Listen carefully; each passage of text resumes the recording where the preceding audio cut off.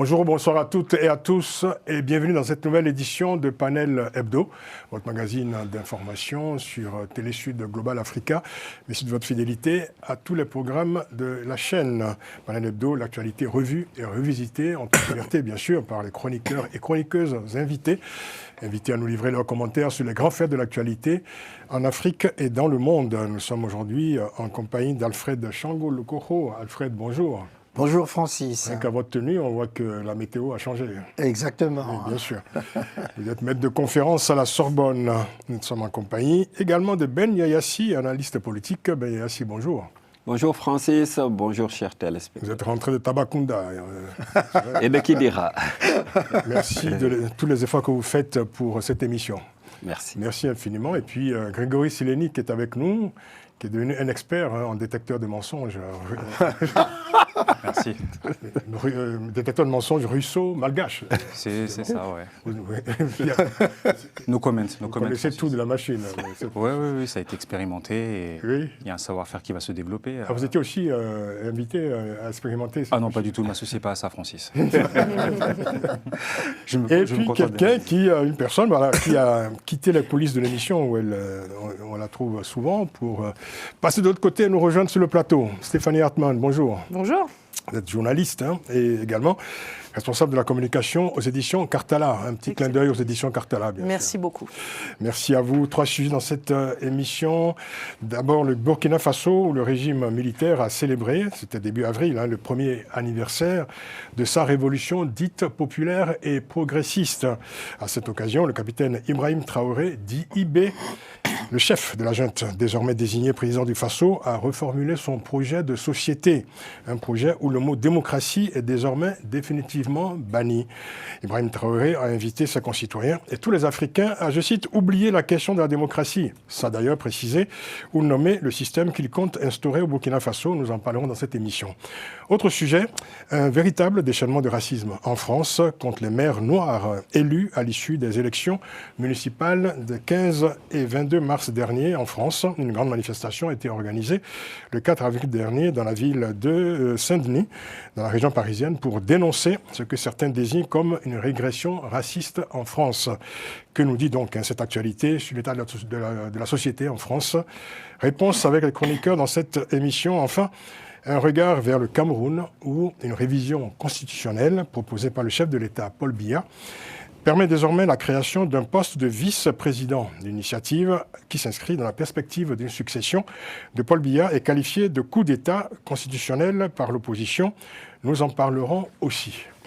Voilà pour le sommaire. Premier sujet donc, ne me parlez plus jamais de démocratie. C'est en résumé ce qu'a dit le capitaine IB, Ibrahim Traoré, le chef de la junte au Burkina Faso, lors d'un entretien télévisé la semaine dernière face à un groupe de journalistes burkinabés et étrangers, alors que la transition était censée se terminer en 2024, soit 2 ans. Après le coup d'État de septembre 2022, le capitaine Traoré s'est octroyé 5 ans supplémentaires aux commandes de l'État, 5 ans renouvelables éventuellement, à compter de juillet 2024. Ibrahim Traoré rejette tout calendrier électoral pour l'instant et il invite ses concitoyens à oublier la démocratie. La démocratie, c'est pas pour nous, dit-il. Entendez, la démocratie n'est pas pour les Africains. Alors Alfred, des propos qui ont été très commentés ces jours-ci. Mais absolument, c'est... Pas très surprenant d'ailleurs. Pas vraiment surprenant quand on voit la trajectoire de Ibrahim Traoré dès son coup d'État contre Damiba, Sandaogo, et son alliance avec ses partenaires de l'AES. On sentait venir. Il a supprimé les partis politiques, il a muselé les journalistes, la société civile et tout cela. Et dans le programme de transition, il a commencé effectivement à mettre en place ce qu'il appelle aujourd'hui la révolution progressiste populaire. Voilà. Toujours dans le but d'imiter Thomas Sankara, mais n'est pas Sankara qui veut. Et puis, les circonstances ne sont pas les mêmes aujourd'hui. Alors, il peut être fatigué de la démocratie. Hein. Au Burkina Faso, hein, ça ressemble à ça un peu. Fatigué, bon. Écoute, Il n'a pas suffisamment pratiqué pour être fatigué. mais il a vu ce que ça a donné par le passé et donc, par conséquent, il se dit peut-être tenter autre chose, c'est-à-dire nous ramener au pouvoir de l'homme providentiel, parti unique, puisqu'il a supprimé tous les partis politiques. Et donc aujourd'hui, on est face justement à cette, j'allais dire, à cette lubie du jeune capitaine qui se rêve un nouveau, je sais pas, transformateur de nouveau révolutionnaire, marxiste, et puis son affiliation à la... Enfin, marxiste, vous avez... Oui. lui, Faut trop lui prêter. mais au fond, la trajectoire, Oui, hein, voilà. c'est ce que ça montre. Et puis, Je pense que vous faites de l'exégèse, là. son alignement vis-à-vis de Poutine et consorts. hein. Oui, Poutine qui n'est pas marxiste du tout, d'ailleurs. C'est vrai. Par les temps qui courent, on voit davantage les extrêmes droites soutenir Poutine que les marxistes. Les marxistes, ouais, effectivement. Ben Yassi, qu'est-ce que vous pensez de tout ça? Parce qu'on a le sentiment que c'est un message qui n'est pas adressé simplement aux Burkinabés, puisque Ibrahim Traoré se targue en fait de vouloir sauver l'Afrique, n'est-ce pas? Parce que tous les discours sont des discours estampillés panafricains. Et il faut dire qu'on n'a pas demandé aux Ghanéens, aux Cap-Verdiens, aux Botswanais ou encore aux habitants du Libéria s'ils ont assez de la démocratie. Effectivement, c'est vrai que le jeune capitaine a des ambitions africaines, pour ne pas dire africanistes ou panafricanistes.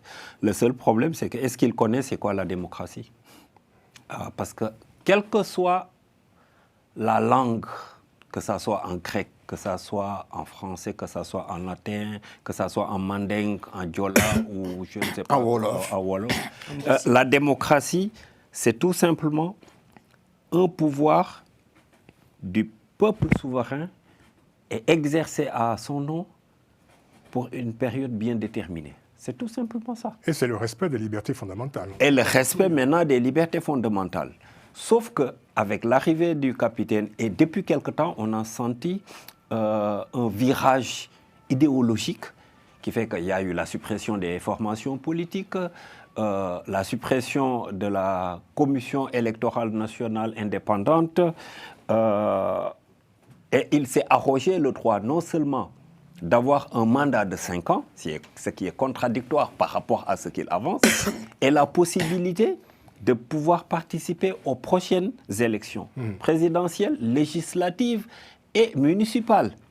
C'est déjà même un signe, de manière générale, que le capitaine ne connaît pas, même pas l'histoire du Burkina Faso ou bien de la zone, de cette zone de l'Afrique de l'Ouest. Si on se base sur l'Empire mandingue, déjà en 1222, la première version, en 1236, la deuxième version, on parle de la charte du Mandé.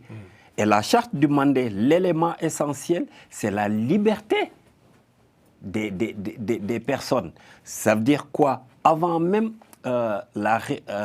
avant le texte consacrant les droits de l'homme et du citoyen de 1789, au niveau de l'Afrique, on connaissait cette façon de gouverner, cette gouvernance. Et on sait également qu'en Sénégambie, les anciens royaumes de la Sénégambie, même si c'est un prince de naissance qui devait régner, mais il y avait un conseil de sages, un conseil qui décidait. On a vu des cas où le titulaire du poste a été évincé parce que ce collège n'était pas d'accord sur sa venue au pouvoir. Donc il y a un certain nombre de facteurs qui sont là.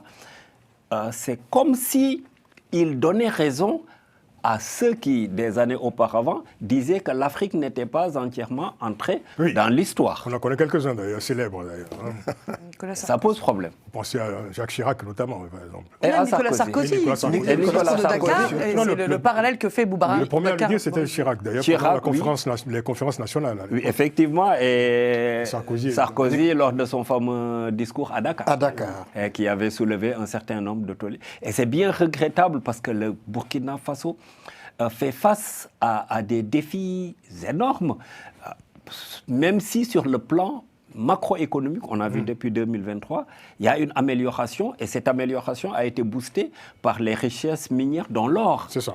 Mais parallèlement, il y a le programme du FMI et de la Banque mondiale qui va allouer à ce pays quelque chose comme ça. Les progrès dont vous parlez sont davantage de l'ordre de la macroéconomie que de la microéconomie. Ce sont des indices macroéconomiques. Effectivement, c'est des indices macroéconomiques, mais pour dire que ce pays fait face, en plus du djihadisme, à un certain nombre de problèmes. Parce que malgré cette embellie macroéconomique, il y a les aléas climatiques qui font que, déjà, sur le plan agricole, l'agriculture est constituée d'une agriculture avec des produits de subsistance. Ça veut dire quoi? Ça veut dire que les populations ne mangent pas à leur faim. Et il y a des exactions qui sont commises par l'armée, par les volontaires de patrie. En plus, bon, voilà, il y a aussi... Ben est très inspiré. Hein. On peut comprendre, il vient d'un pays démocratique. Oui, c'est pourquoi ma compréhension par rapport à ces propos, je suis un peu outré. Oui, les Sénégalais doivent être assez surpris. Ils ont dû sursauter, les Sénégalais d'ailleurs, eux qui sont tellement attachés à leur démocratie. Oui, c'est ça. Et quand je vois le rapprochement entre lui et l'actuel Premier ministre... oui, c'est un autre débat, si vous voulez. Je me pose juste des questions. Qu'est-ce que vous pensez de tout cela, Stéphanie Hartmann? Je pense surtout que IB est un très bon communicant, parce que cette ancienne qu'on entend, ce narratif qui n'est pas nouveau, qui n'est pas récent, de dire que la démocratie, ce n'est pas pour les Africains, marche bien sur les réseaux sociaux. On a parlé des influenceurs dits panafricains aussi. Donc il sait très bien qu'en disant ça, il va mobiliser les jeunes Africains. Il va parler aussi à sa population locale, au Burkinabé, tout simplement. Et aussi, comme vous le disiez un peu souligné tout à l'heure, c'est une sorte de bravade aussi à l'encontre de la communauté, en direction plutôt de la communauté internationale. Après, voilà, de quelle démocratie on parle? Qu'est-ce qu'il entend par démocratie? Il l'a un peu dit, principalement les élections. Oui. On peut quand même concéder qu'il y a une certaine fatigue démocratique en Afrique et ailleurs, un certain blues démocratique. Pardon. Merci. Et qui se traduit par les différentes crises électorales. Et on voit par exemple le Burkina Faso, où Blaise Compaoré s'est maintenu au pouvoir pendant 30 ans, en faisant des élections, en manipulant les institutions dites démocratiques, sans que pour autant que les promesses du développement n'aient porté leurs fruits. Et ce que je pense aussi, cette défiance démocratique, je pense qu'on ne le dit pas assez, parce que la démocratie est perçue par certains comme un import de l'Occident, et je pense que c'est lié aussi aux réformes des années 80, des ajustements structurels, demandés par les institutions de Bretton Woods, qui ont, avec ce package néolibéral, ont aussi mis avec ces valeurs de la démocratie, donc qui peuvent être associées dans l'esprit des gens. La Banque mondiale appelait ça à l'époque une libéralisation de l'espace économique, politique, pardon. Mais pas le mot démocratie d'ailleurs. Oui, et pour ça qu'aujourd'hui on parle de démocratie libérale d'ailleurs. Il s'en gardait bien d'ailleurs. Oui, effectivement. Bien entendu. Et donc après, ce qu'on peut s'interroger, et donc face à ce déni de démocratie, il oppose souvent la question de souveraineté en fait, parce que c'est intéressant, il dit la démocratie c'est le gouvernement du peuple souverain. Et le mot souveraineté, IB l'a toujours à la bouche, comme si finalement cette souveraineté était un préalable à cette démocratie. Alors le problème maintenant, puisqu'il ne veut pas d'élection, puisque les résultats macroéconomiques sont apparemment bons, mais sur le plan sécuritaire, on est bien d'accord que depuis 2023, il y a eu 1800 civils morts. On a vu le dernier rapport du Human Rights Watch. Donc il n'y a pas de résultat, il n'y a pas d'élection, il n'y a pas de résultat. Donc on peut se demander sur quoi il assoit sa légitimité, mis à part cette mobilisation populaire. La question aussi, Grégory, de savoir finalement quels sont... Alors il ne franchit pas le pas de nommer très précisément le système qu'il souhaite imposer dans son pays. Oui. Parce que dans le système, en tout cas de sien tel qu'il se profile, manifestement, ce serait un système donc, sans respect des libertés fondamentales notamment. Et quand on entend ce discours que Stéphanie vient d'évoquer, parfaitement, on a le sentiment que l'Afrique serait davantage apte à produire des dictatures, des autocraties, plutôt que des démocraties. Oui, je rejoins beaucoup. Parce que quand on dit que c'est pas l'Afrique, la démocratie n'est pas faite pour les Africains, c'est ce qu'on entend. Oui, c'est ça. Alors qu'est-ce qui serait fait pour les Africains? Alors ils seraient plus aptes à produire, je veux dire, des autocraties, des tyrannies? Des royaumes. Vous soulignez quelque chose. Il y a des royaumes démocratiques. Oui, bien sûr. Vous soulignez quelque chose de juste, parce qu'en fait, il ne propose pas une alternative à ce qu'il dit. Mais c'est un peu le jeu et l'emphase qu'il a dans son discours, Ibrahim Traoré, qui trouve une véritable résonance, je pense, sur une partie de sa population et sur le continent. Et en fait, c'est assez habile de sa part, parce qu'en fait, qu'est-ce qu'il sous-entend? C'est un peu ce que Stéphanie disait, c'est que comme les démocraties n'ont pas fonctionné, non pas le système, ce sont les hommes qui appliquent la démocratie. Certaines démocraties ne disent pas. Oui, démocratie. certaines démocraties. Là où oui. les règles démocratiques sont respectées, elles fonctionnent, la démocratie. Oui, bien sûr. Le problème qui se pose, c'est davantage le non-respect des règles démocratiques que le système lui-même. C'est ce que je viens de dire, Francis. Je dis que ce n'est pas le système qui doit être mis en Ah, cause. pardon. Parce que la démocratie apporte justement la liberté d'expression. Elle permet un pluralisme sur le plan intérieur. Or, lui, comme justement il peut se réfugier derrière ces hommes qui font je ne sais pas combien de mandats à la présidentielle, il dit bien que du coup, ça, ce n'est pas fait pour nous. C'est ça en fait. Et ça va trouver une résonance auprès de la population. Et lui, il arrive toujours à surfer sur les mots, comme d'ailleurs la souveraineté, parce que la souveraineté, à un moment donné, il faut être précis quand on parle de souveraineté. La souveraineté, c'est anachronique, parce que lui, qu'est-ce qu'il entend, qu'est-ce qu'il sous-entend, Ibrahim Traoré, dans la souveraineté? C'est en gros, il n'y a aucun pays extérieur qui va nous dicter ce qu'on va faire sur le plan intérieur. C'est ça comment il perçoit la souveraineté, Ibrahim Traoré. Or, la souveraineté aujourd'hui, c'est quoi? C'est plutôt regarder sa balance commerciale et savoir si elle est excédentaire ou déficitaire. C'est réduire les chaînes d'approvisionnement des pays extérieurs. C'est ça la véritable souveraineté. Et ça, il faut que la jeunesse africaine l'entende. Parce que lui, il surfe sur ça, ça fait bien. Et comme disait Alfred, oui, il se revendique du sankarisme, il veut être l'héritier de Thomas Sankara, mais il ne fait rien de ce que fait Thomas Sankara. Thomas Sankara ne place pas sa fratrie au sein du pouvoir. On sait qu'il y a ces deux frères qui sont présents, un qui est au représentant auprès de Ibrahim Traoré, un autre qui est plus sur la gestion de la société civile. Donc il faut arrêter avec cette illusion sur laquelle il veut surfer et qui trouve encore aujourd'hui malheureusement une résonance en Afrique. Est-ce que tout ça ne relève pas simplement d'une stratégie, de la captation du pouvoir, de la confiscation du pouvoir? Est-ce que on n'a pas simplement affaire, je veux dire, à un aspect parmi d'autres du logiciel populiste? C'est un aspect tout à fait intéressant que tu soulèves là, Francis, effectivement. Il surfe là-dessus, mais il n'est pas le seul. En fait, tous les présidents de l'AES surfent sur ce logiciel-là. Et en même temps, sur cette question de souveraineté, ce qu'il faut bien avoir présent à l'esprit, c'est il y a un seul pays qui est visé, c'est la France. Ce n'est pas les États-Unis, c'est la France. Avec qui viennent de signer un accord d'ailleurs. Exactement, voilà. Oui. Et donc, voilà, nous sommes souverains par rapport à la France, donc il ne viendra plus nous dicter ce que nous avons à faire. Et donc, ça plaît à une certaine opinion burkinabé, mais en réalité, ce n'est pas tous les Burkinabés, puisque, en fait, là, c'est une régression. Il faut penser aux autres. Oui. Exactement, c'est une régression. C'est-à-dire qu'il ramène le Burkina Faso à l'époque où, justement, c'était le pays à poigne de fer. Une partie unique. Parti unique, etc. Alors qu'il y avait des avancées, comme je le dis souvent ici, malgré tout ce qu'on peut dire des processus de démocratisation en Afrique, il y a eu d'énormes progrès qui ont été faits depuis les années 90. On trébuche sur un certain nombre d'autres, comme sur les questions économiques, sur les questions, effectivement... Et les manipulations constitutionnelles. Manipulations constitutionnelles. La corruption, beaucoup. La corruption pénalise beaucoup l'exercice la démocratique. corruption existe. Exactement. Et donc, au fond, faire croire que on arrive, on fait son putsch et puis on prend le pouvoir, qu'on va changer tout cela, c'est illusoire. Oui. Évidemment, Stéphanie a rappelé qu'il est soutenu aussi par tout ce bataillon des panafricains. Qu'un. Oui. On ne le dit pas à l'antenne. Voilà, exactement. Qui relaie très bien. Et puis la propagande russe aussi qui est derrière. Oui, Il y a un agenda extérieur aussi qui bien sûr. soutient absolument. IB. Dites-le, l'agenda extérieur.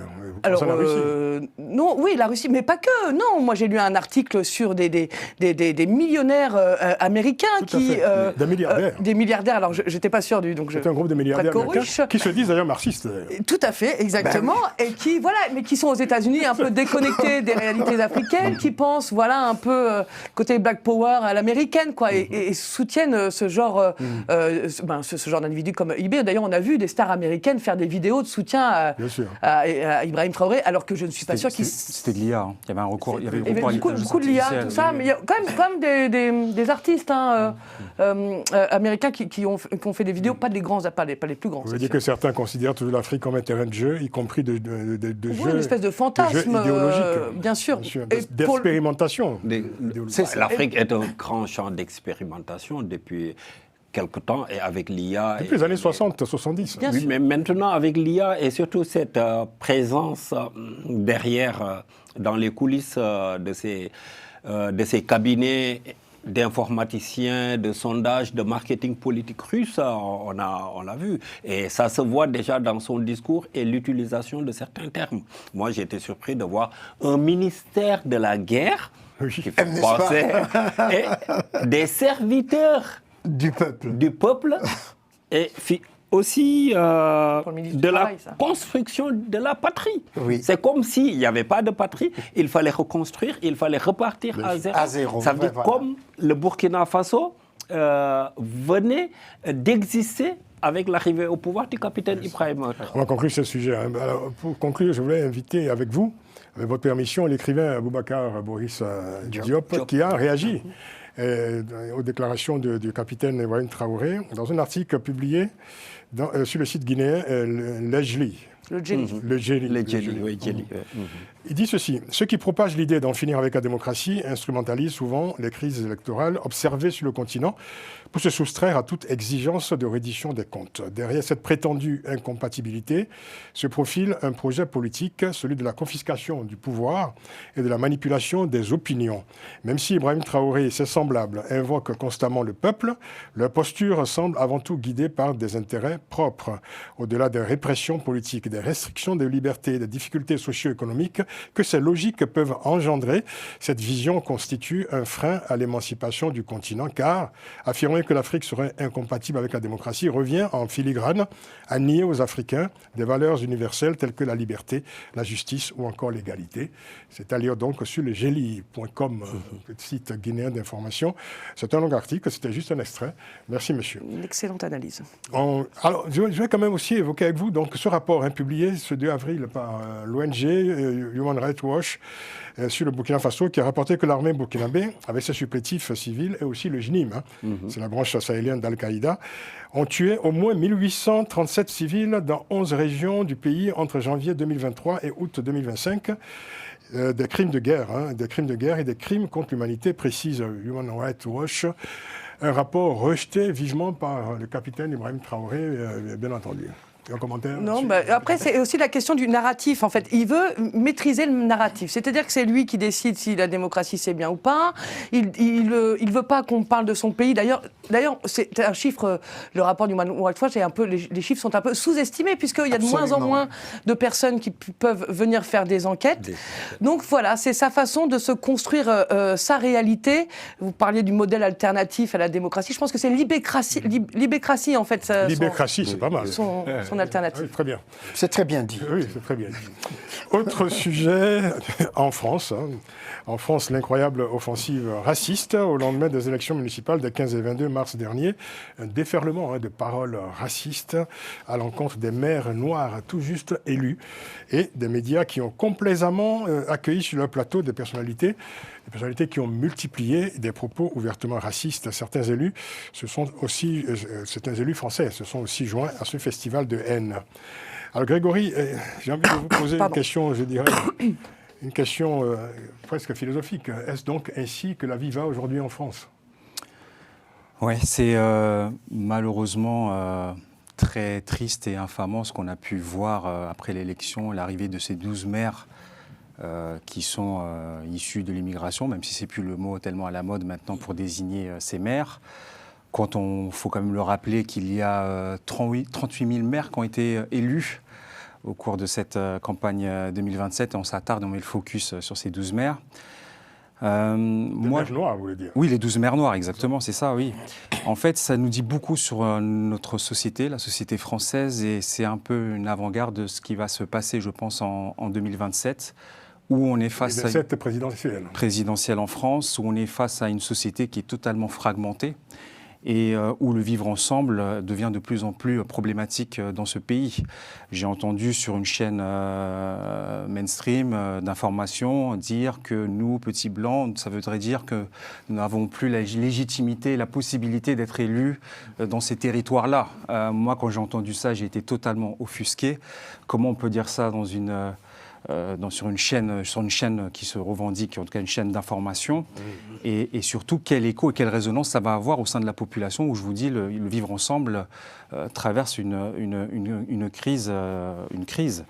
Moi, ce que je pense, c'est que comment peut-on s'étonner de l'arrivée de 12 mers noires? On peut dire que, vu la composante de la société française, on peut dire qu'il y a quand même beaucoup de retard, au contraire, au lieu de s'en étonner. Après, moi, pour un peu revenir sur tout ce qui s'est passé, notamment Bayi Bakayoko, qui a, je pense, eu raison de réagir. Bakayoko, donc élu à Saint-Denis, région parisienne. Voilà, qui a attaqué et qui a demandé la fermeture de CNews. Bon, je pense que c'est surtout un coup médiatique et aussi pour interpeller et réagir à tout ce qu'il a pu subir, notamment aussi après, il a initié ce mouvement. Mais je pense qu'il faut qu'il fasse très attention de ne pas être enfermé dans ce piège-là où on veut aujourd'hui opposer donc les racisés, comme ils l'ont dit, et une France supposée raciste. Et ça, il faut qu'il arrive à sortir de ça, parce que sinon il sera aussi finalement partie prenante de ce jeu assez pernicieux qui est en train de se poser au sein de la société française. J'entends, je ne sais pas si Grégory, derrière ce qu'il vient de dire, pense un peu au propos de Jean-Luc Mélenchon, où disait Jean-Luc Mélenchon a dit finalement c'est la nouvelle France qui est là, et j'étais plutôt d'accord avec lui, parce qu'effectivement c'est une France qui est représentative davantage, et en parlant de nouvelle France, ça n'oppose pas non plus ça ne s'oppose pas à une ancienne France ou à une France des banlieues contre une France des campagnes. Moi, ce que je voudrais dire, c'est que vous avez parlé de régression raciste, tout ça, mais en fait, cette montée de la libération de la parole raciste, elle est là depuis longtemps, et moi je dirais depuis au moins 20 ans, et je la marque, je la fais naître avec Nicolas Sarkozy, ministre de l'Intérieur. Les racailles sur la dalle d'Argenteuil, voilà, la parole a commencé à se libérer à partir de ce moment-là, et elle n'arrête plus depuis 20 ans maintenant. Moi, ce que je voudrais dire, c'est que voilà, finalement, c'est l'inconscient raciste, l'imaginaire raciste français qui parle. Je veux dire, la France est quand même un empire colonial, un ancien empire colonial, mais qui reste dans une situation post-coloniale avec cet imaginaire très marqué. Donc moi, je suis très heureuse de l'élection de ces maires, bien sûr, et je signale aussi que c'était soutenu pour la plupart par la France Insoumise, ou ce sont des maires de la France Insoumise. Dire que la France Insoumise a réussi là où le Parti Socialiste n'a jamais fait l'effort de le faire. C'est-à-dire que voilà, confier des villes à des personnes racisées. Qui font partie de leur environnement, tout simplement. Des personnes issues de l'environnement. Bien sûr, mais le PS, à l'époque, ils auraient pu mettre en avant plusieurs personnalités. Le PS ne l'a jamais fait. Voilà, et je pense que voilà, tant que la France, moi je fais le lien avec l'esclavage et la colonisation. C'est-à-dire que tant que la France, les historiens français, les élites politiques françaises ne seront pas au clair avec la colonisation et l'esclavage, ce sont des crimes contre l'humanité, et il n'y a pas de bienfait de la colonisation, c'est clair. Et vous entendez encore le contraire aujourd'hui. Tant que cette histoire ne sera pas réglée, le fond raciste de la France sera toujours là. De temps en temps, on devrait remonter l'impensé colonial raciste, c'est ça que vous voulez dire? Mais bien sûr, on entendait toujours sur la même chaîne citer Pascal Praud. J'entendais Pascal Praud la dernière fois qui parlait on lui parlait des Français qui étaient au Maroc. Il dit ah oui, on a une colonie française là-bas. Vous voyez, c'est quand même de l'impensé. Ouais. C'est-à-dire que voilà, je pense comme ça, et donc je pense que ces réactions sont indignes. Et je voudrais rajouter quelque chose, qu'il y a c'est quand même une double blessure. Une première blessure, c'est quand même ces propos racistes qu'on a entendus sur des chaînes qui sont ignobles, abominables, infâmes. Et la deuxième blessure, c'est la non-réaction de l'exécutif. Oui, personne pour condamner ces propos. On va en parler. Seul le ministre de l'Intérieur est monté... Après quelques jours, de longs jours. C'est ça, bien sûr. Bien sûr, Laurent Nunez, qui a, évidemment, fait un communiqué. Mais on n'a pas entendu Emmanuel Macron du tout sur cette affaire, qui, je suis désolé, mais même, on n'est pas obligé d'aimer particulièrement Jacques Chirac. Moi, personnellement, j'avais beaucoup de réserves, le mot est faible vis-à-vis de Jacques Chirac, mais à l'époque, quand il y avait eu, je me souviens, des émeutes dans les banlieues, Jacques Chirac était monté au front pour dire à ses concitoyens, n'oubliez pas que tous ces enfants font partie de la France. Et donc, ça a permis quand même, cette parole forte présidentielle, a permis donc d'apaiser une situation qui était à ce moment-là explosive. Donc il en va de la responsabilité aussi, effectivement, de l'exécutif, à commencer par le chef de l'exécutif. Alors, moi, j'entends tout ce qui vient d'être dit, je le partage, mais à ceci près que moi, je ne m'inquiète pas beaucoup pour les Français au quotidien, dans leur vie, avec les Français noirs ou autres qui vivent côte à côte, même à Saint-Denis. Donc, je ne m'inquiète pas de ça. C'est plutôt la propagande qui est menée autour, justement, qui se focalise sur 12 maires sur 38 000. C'est ça le vrai problème. Et pourquoi est-ce que ça se focalise sur ces 12 maires ? Stéphanie a commencé à l'évoquer, LFI. En réalité, c'est une charge contre LFI. Parce que ce sont des candidats qui ont été présentés, soutenus par LFI. Et qui assument totalement ce choix. Ce qui est...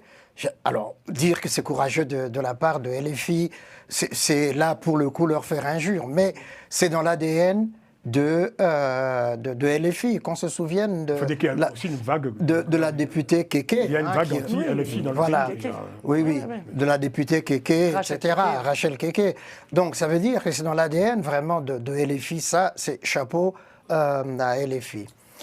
Par ailleurs, ce climat est entretenu, on l'a évoqué, certains médias, mais on sait l'offensive de Bolloré autour justement de cette idée de la France catholique et puis les autres. Voilà, et des autres. Et en même temps, qui veut tailler de croupière au reste des partis politiques pour soutenir le Front National, il faut le dire. Tout le discours qui est mené dans ces chaînes va dans ce sens-là.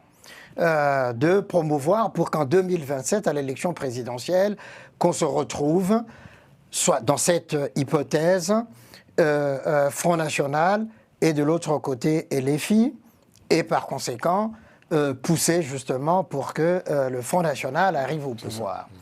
Ça, c'est un autre point dont il faut vraiment tenir compte quand on voit cette offensive qui est menée par la presse et puis aussi à travers les réseaux sociaux. Ça répercute beaucoup, mais ce qui me rassure, c'est que c'est pas toute la France qui est derrière justement cette offensive-là raciste. Et puis, de l'autre côté, je pense effectivement que... Moi, je ne suis pas de ceux qui pensent qu'il y a un racisme systémique au niveau de la France. On n'est pas aux États-Unis, où le président de la République, donc Trump, très clairement s'affiche avec le GOP, avec des suprémacistes. Des suprémacistes blancs et tout, contre le reste de la population, contre les Noirs, contre les Latinos, contre etc. Et il assume ce discours. Et même aux États-Unis, malgré cela, on voit quand même qu'une bonne partie des États-Unis est contre ce discours-là. Et moi, ça, c'est très important.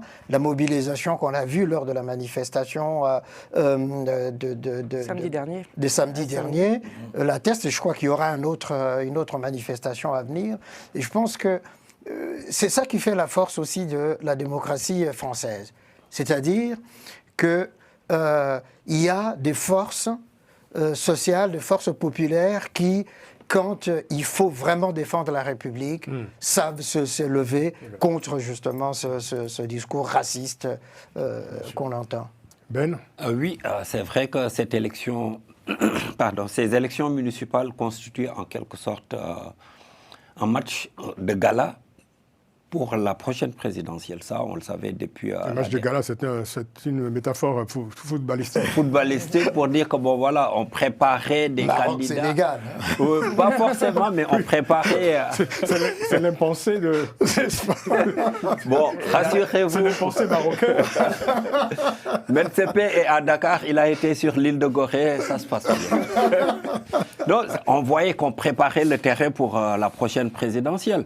Sauf qu'on oublie que ces maires qui ont été élus ne sont pas des intrus.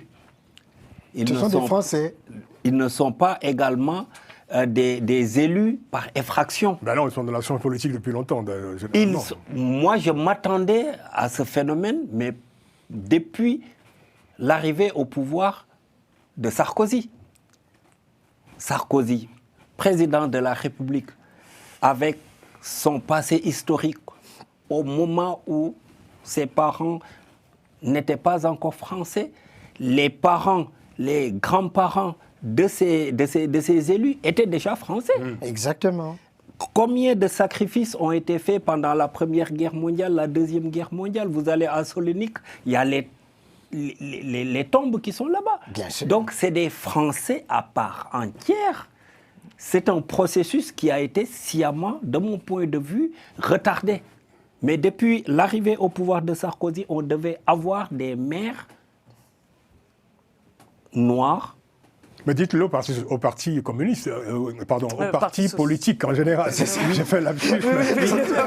Mais sauf qu'il y a eu un phénomène également, Stéphanie l'a évoqué, à un moment donné, c'est le Parti socialiste qui avait le vent en poupe.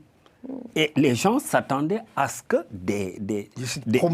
cette promotion de ces Français de couleur soit faite, et ça n'a pas été fait. Et sur au sein des Républicains aussi, l'UMP, etc. Il y a aussi, mais là où... Il y avait ce qu'on appelle une diversité. Exactement. Oui, mais au niveau du Parti socialiste, il y avait une adhésion forte de ces Français. Disons, il y avait un ADN, justement. Justement, moi je me souviens. C'était la promotion. J'ai vu comment ces populations ont soutenu, par exemple, DSK au niveau de Sarcelles et de cette zone. Le rendez-vous manqué, c'est pas tant Nicolas Sarkozy.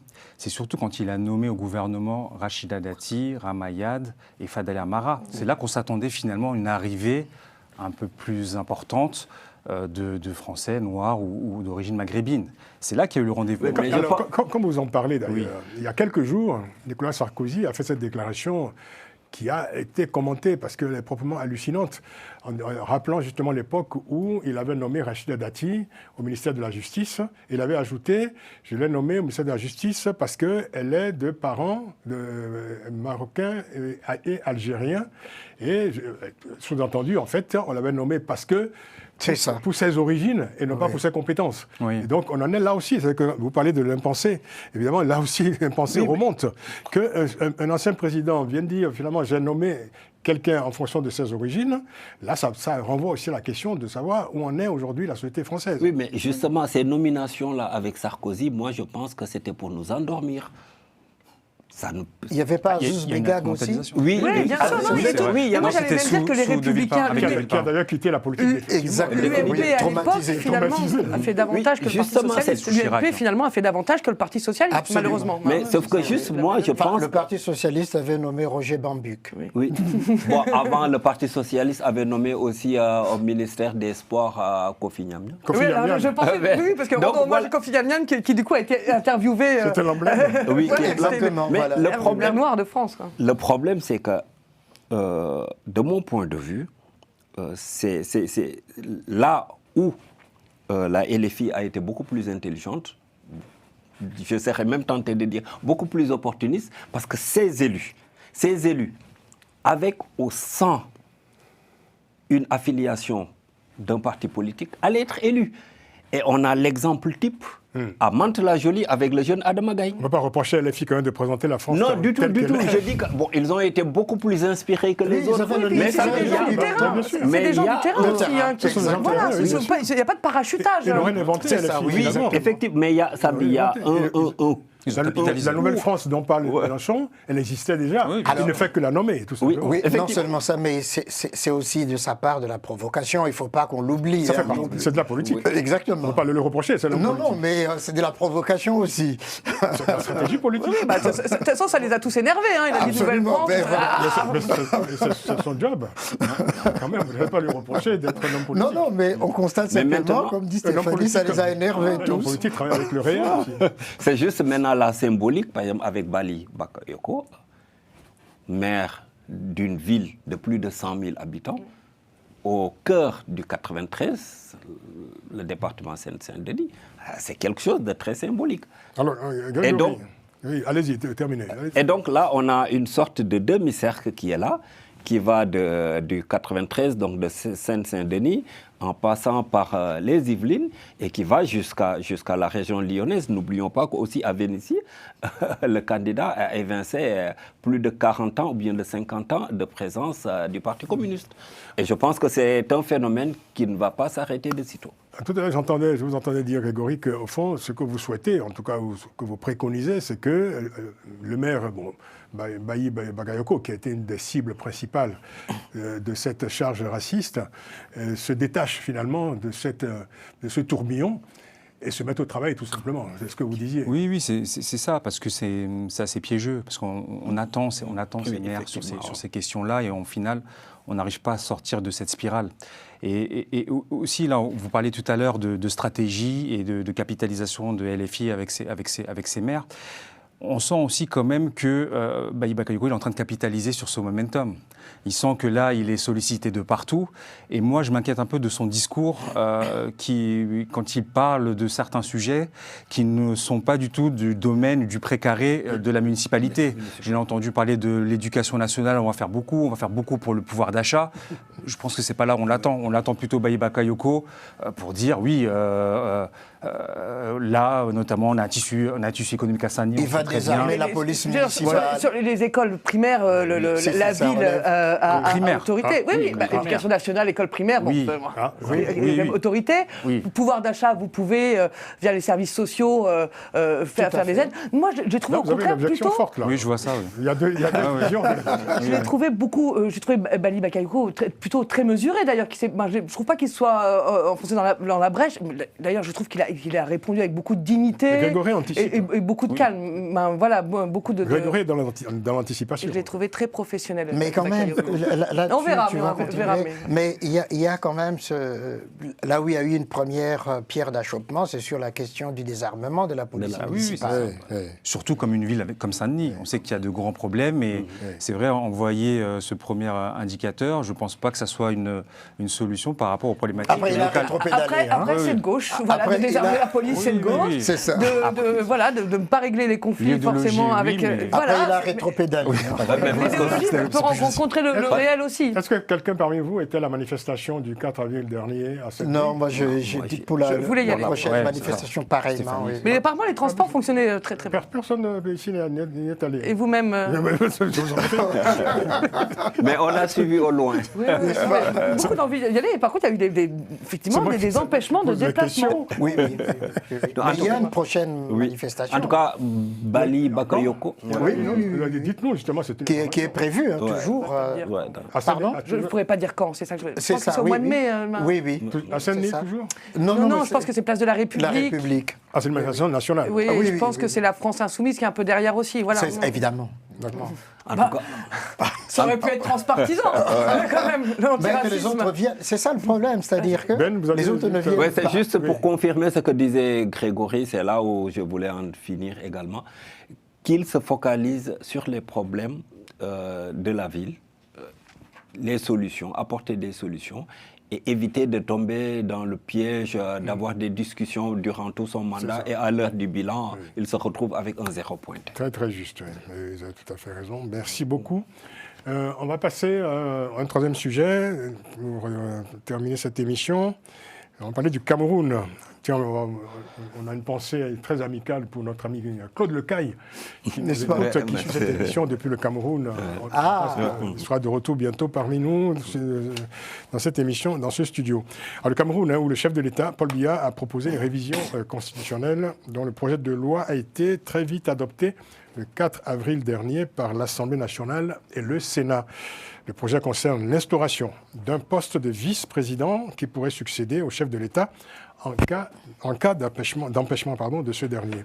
L'opposition dénonce, je cite, la clôture définitive de l'espace démocratique avec l'introduction d'un poste de vice-président sur mesure, une créature de l'exécutif et un héritier hors de tout contrôle citoyen. Fin de citation. Alors, Paul Biya prépare finalement lui-même l'après-Biya, quoi. Oui, mais de quelle manière? C'est la question que se pose. Et quand je vois les commentaires des deux camps, parce que l'opposition est contre, et elle a démontré, elle est montée sur les créneaux lors du vote au niveau du Parlement, donc il a réuni le Sénat et l'Assemblée nationale. Donc on est face à un dilemme et deux camps qui s'opposent. Le pouvoir dit que c'est une meilleure marche de l'État, donc, sauf que celui qui aura la chance d'hériter de ce fauteuil, il va finir le mandat de Paul Biya en cas d'incapacité. Il n'a pas besoin d'organiser une élection. Oui. Et le camp de l'opposition nous parle d'une atteinte à la démocratie, parce que Paul Biya, au cas où, ou bien le président qui serait sous le coup de cette probabilité de ne pouvoir continuer ce mandat. En cas d'empêchement, quoi. En cas d'empêchement, l'idéal aurait été qu'on remette le mandat au peuple en lui demandant de choisir. Constitutionnellement, c'était le président du Sénat, je crois, qui Absolument. devait succéder, en fait, prendre les règles. Absolument. Qui a plus de 80 ans et qui est en moins bonne santé. En cas d'empêchement. Mais là, c'est un changement des règles du jeu en cours de mandat. Est-ce que c'est commun, ça? En tout cas, c'est quelque chose d'inédit, parce que là, le vice-président aura la latitude de faire tout ce qu'il voudra. Et une fois au pouvoir, entre-temps, il pourra même changer la Constitution pour s'éterniser au pouvoir. Vous parlez du vice-président déjà. Du vice-président qui sera là. Entre-temps, sur un vice-président, finalement, je veux dire, en travail partiel, quoi. C'est ça? Oui, à peine. À peine, oui. Alors, ce qui est intéressant dans ce cas, effectivement, c'est d'abord qu'au sortir de la présidentielle, que les choses ne sont pas encore tout à fait claires. Il n'y a pas d'élections législatives municipales.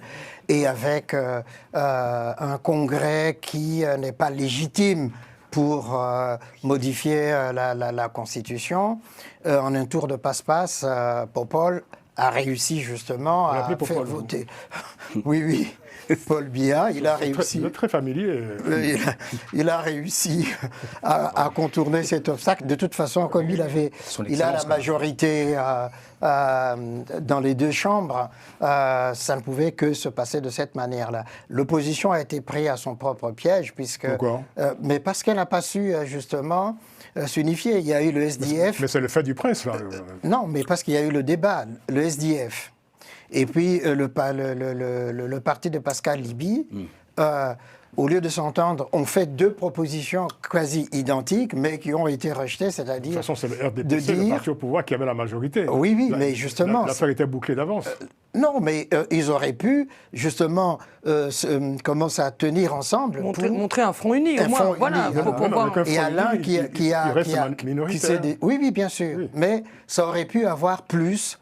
d'impact dans l'opinion.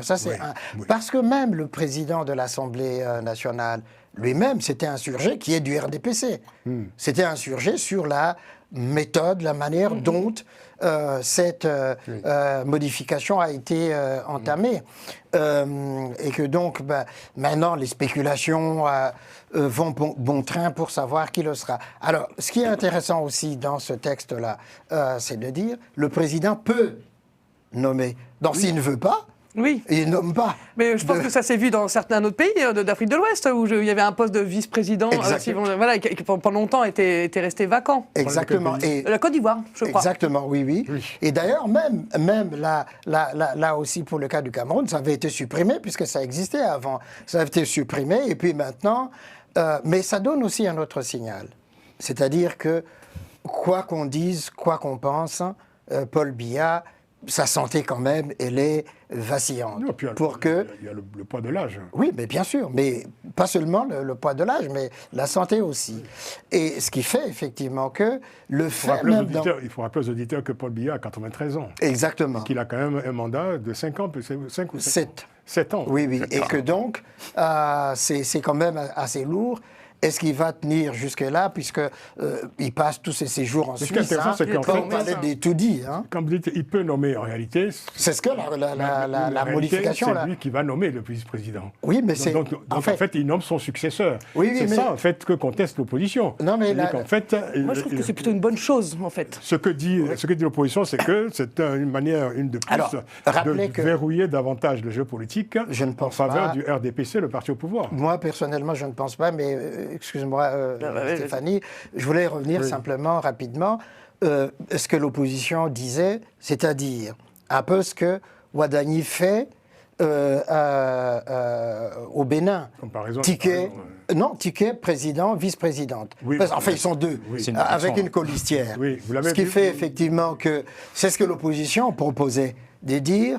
Il aurait pu le faire pendant l'élection présidentielle. Exactement, voilà. Faire le ticket, voilà. C'est ce qu'on fait généralement. Exactement, président, vice-président. Oui, et sauf que ça a été rejeté. Donc, le Cameroun n'est pas le Bénin. Exactement. Vous donnez raison à l'opposition qui dit qu'il change les règles du jeu en cours de mandat. Ah oui, là on est tout à fait d'accord. Hein. Ça, on n'a pas remis en question. Simplement, on dit ceci que dans cet article, cette modification, il y a un mot qui est capital. Le président peut. Ça signifie qu'il n'est pas obligé. Oui. S'il veut le faire, il le fait. S'il ne veut pas, oui, s'il veut, il le fait. S'il ne veut pas, il le fait pas. En tout cas, c'est lui qui nomme, c'est personne d'autre. Oui. Bon. Moi, je trouve qu'il y a quand même une évolution, parce que pendant longtemps, la succession de Paul Biya, c'était un sujet tabou. Encore récemment, durant la dernière élection présidentielle, les débats sur la santé de Paul Biya sont interdits au Cameroun. Mais c'est lui qui a introduit le débat. Non, mais justement, c'est lui, le RDPC. Bon, voilà, on sait aussi comment fonctionne le Cameroun. Donc, il y a quand même une prise de conscience qu'il faut préparer la succession, l'après-Biya, parce qu'un après-Biya non préparé, ça peut avoir des conséquences très dramatiques pour le Cameroun en termes de conflits, de conflits internes. Donc je trouve ça plutôt une bonne chose qui prépare l'après-Biya. Alors effectivement, le RDPC fait tout pour verrouiller. Et puis je vais finir par citer Paul Ching, puisque on a beaucoup parlé avec lui, qui était éditorialiste pendant longtemps et qui disait, alors je ne sais pas s'il a raison, mais il disait que Biya gouvernera le Cameroun même dans sa tombe. Alors, je ne sais pas si Biya gouvernera le Cameroun même depuis sa tombe, mais en tout cas, le RDPC, oui, fait tout pour, c'est sûr. Alors, on ne sait pas qui sera. Alors, le conflit va devenir en interne, c'est surtout ça, en fait. C'est comment les barons du RDPC vont se mettre d'accord ou pas. Oui, mais le conflit a déjà commencé parce que le dauphin constitutionnel a été évincé au profit d'un vice-président. Ce serait qui le dauphin constitutionnel pour vous? Le président du Sénat? Non, mais déjà... Mais il est en moins bonne santé que Paul Biya. Mais au moins, constitutionnellement, c'était le dauphin. La Constitution, en tout cas, elle était écrite ainsi. Oui, constitutionnellement, c'était le dauphin. Maintenant, juste avant les prochaines élections législatives, on s'empresse ou bien on éprouve subitement le besoin de changer les choses, ça pose problème. Merci en tout cas, Stéphanie, d'avoir cité Paul Ching, qui aurait tellement aimé voir l'alternance advenir dans son pays de son vivant. Oui. Merci bien. Grégory, un mot? Non, moi je dis tout simplement qu'il n'y a rien d'étonnant. Je l'avais dit ici quand on avait débattu sur la campagne présidentielle au Cameroun, que l'enjeu n'était pas l'élection mais la succession. Vous avez un homme qui a 93 ans, voilà, c'est tout à fait normal, malheureusement. Et puis c'est aussi ce genre de tripatouillage constitutionnel qui fait dire aussi à certains que la démocratie n'est pas pour les Africains. C'est une belle conclusion. Je pense que le Cameroun, effectivement, est souvent désigné pour ce genre de contravention antidémocratique. Merci Alfred Sangolokoro. Merci, Francis. Grégory Sileni. Merci Francis. Vous nous apporterez prochainement, peut-être pendant cette saison du Palais Hebdo, un détecteur de mensonges en démonstration dans l'émission. On testera sur vous. Bon. Belia Yassi, Merci Francis. je suis prêt effectivement à me soumettre à cet exercice. Il faut que vous reveniez, Stéphanie. Très bien. Stéphanie Hartmann, merci d'être venue. Merci de l'invitation. Merci à vous, merci beaucoup. Je rappelle que vous êtes journaliste, responsable de la communication aux éditions Cartala. Bien sûr. Pardon. Un grand merci à Romain Clicquot de Mec qui réalise cette émission. Merci à lui, merci de sa patience, de sa persévérance aussi. Qu'est-ce qu'on ferait sans lui, Romain? Exactement. Rendez-vous la semaine prochaine pour une nouvelle édition de Panel Hebdo. D'ici là, prenez grand soin de vous. À très vite.